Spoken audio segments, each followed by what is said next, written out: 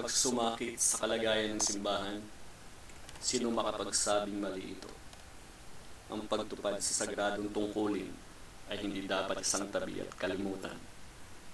Ang buhay mismo ay marapat lamang ialay sa ministeryo. Subalit, ang Kristiyanong responsibilidad ay dapat tupdin, hindi dahil sa ito ay wasto at kailangan lamang. Pag-ibig sa Diyos ang dapat magudyo.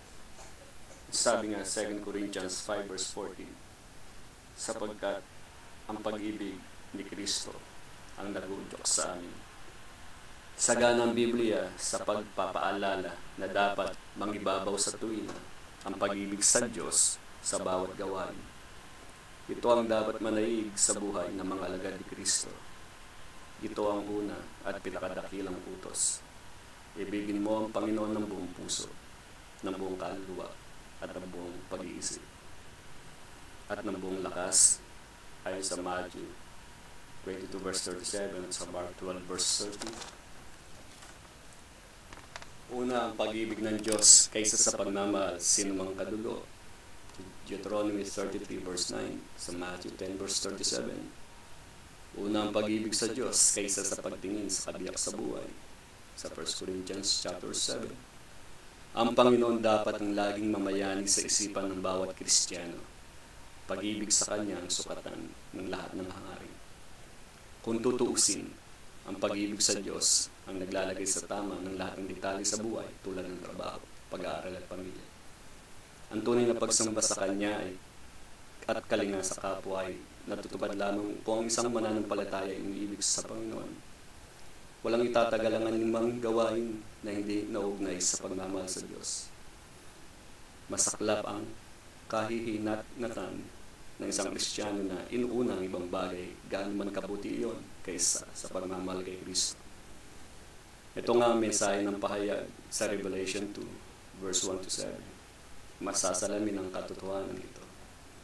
Taglay ng mga Kristiyano sa Efeso ang maraming kahangahangang mga katangian. Mabuti ang kanilang mga gawa. Tama ang kanilang mga gawin.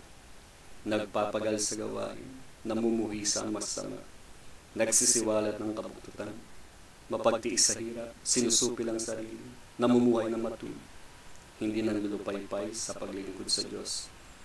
Isang bagay lamang na wala sa kanila, ang pinakamahalaga sa lahat, ang hinihingi ng Panginoon, wala sa kanilang pagsinta kay Kristo. Iniwan nila ang una nilang pag-ibig. Hindi na nila mahal si Jesus gaya ng dati. Hindi na masumpungan sa kanilang pagkauhaw sa presensya ng Diyos. Hindi na si Kristo ang laman ng kanilang isipan.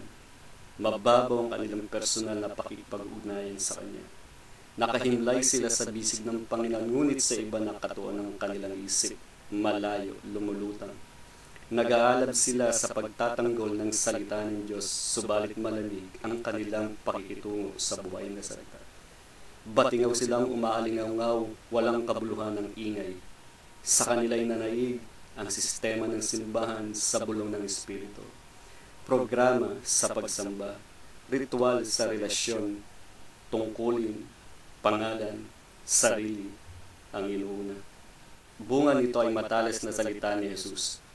Kung hindi silang magsisisip manunumbalik, mawawala ang kanilang ilawan. Magiging abo ang kanilang pinagpaguran. At nangyari nga. Nilimot ang patotoo nang lumimot kay Kristo. Nagkaroon ng kaguluhan sa siyudad ng Efeso.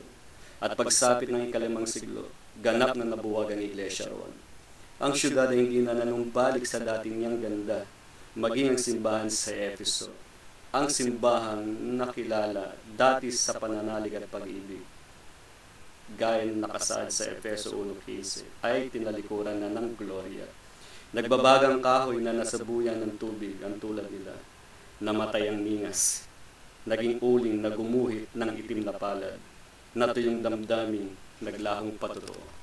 Ang kalupungan sa Efeso ay naglalarawan ng buhay ng maraming individual na Kristiyano at maging ng lokal na simbahan ngayon.